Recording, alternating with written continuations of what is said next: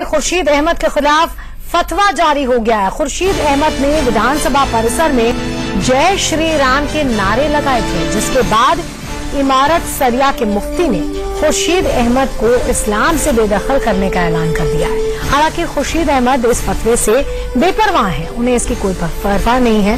हम आपको जो फतवे की कॉपी है वो भी हम आपको दिखा रहे हैं। ऐसा कहा जा रहा है कि उन्होंने जय श्री राम के नारे लगाए थे, जिसके बाद उनको इस्लाम से बेदखल करने का फतवा जारी किया गया है। उर्दू में लिखा हुआ फतवा हम आपको दिखा रहे हैं।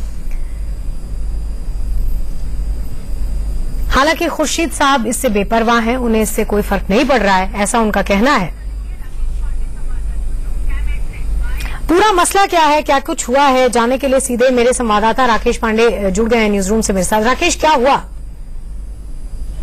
मैत्री, देखिए, खुर्शीद अहमद जो है वो पिछली सरकार में भी मंत्री थे, जब राजद के साथ सरकार चल रही थी। नई सरकार में भी मंत्री बने हैं, गन्ना मंत्री हैं, अल्पसंख्यक कल्याण विभाग उनके पास है। पश्चिमी चंपारण के सिकटी विधानसभा से आते हैं और लगातार ये उन चुनिंदा विधायकों में शामिल है जो जेडीयू में थे और जो शुरुआत से ये नहीं चाहते थे कि राजद के साथ उनका गठबंधन हो, लालू यादव के साथ गठबंधन हो। हालांकि पिछली सरकार में वो मंत्री थे और यही बात है कि जब राजद से गठबंधन टूटा और उसके बाद जब बीजेपी के साथ सरकार बनी तो ये सबसे ज्यादा खुश हुए और इनकी खुशी विधानसभा में साफ तौर पर दिखाई दी जब विधानसभा परिसर में उन्होंने जय श्री राम के नारे लगाए।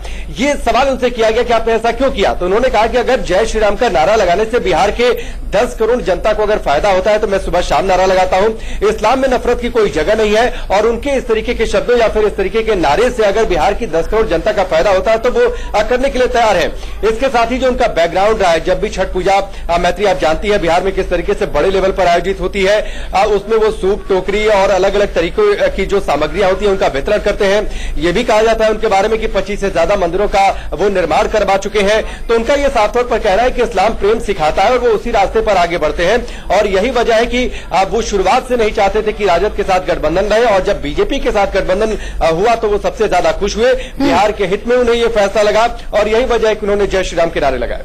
अच्छा, तो ये कहना है खुर्शीद अहमद का। बहरहाल उन्होंने खुद कहा क्या, सुनते हैं एक बार।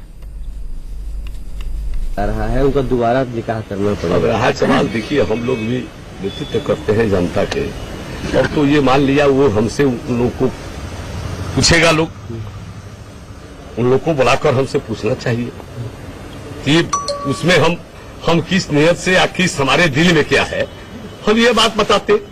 और रहा सवाल फतवा जारी कर देने से हमें कोई घबराहट नहीं है, कोई घबराहट नहीं है। क्या कुछ डरा हुआ महसूस कर रहे हैं? डर अब रहा सवाल, हम जहाँ से आते हुए कीजिए डर क्या, मैं तो वो आदमी हूँ सुबह खाता हूँ शाम के बारे में नहीं सोचता हूँ। डर किस बात की भाई? जो मैं डरता हूँ अपने फर्ज से, मैं डरता हूँ अभी बिहार के 10.5 करोड़ की जनता के जो उसके हक व हकूक पर कहीं कसौटी पर मैं खड़ा नहीं उतरा।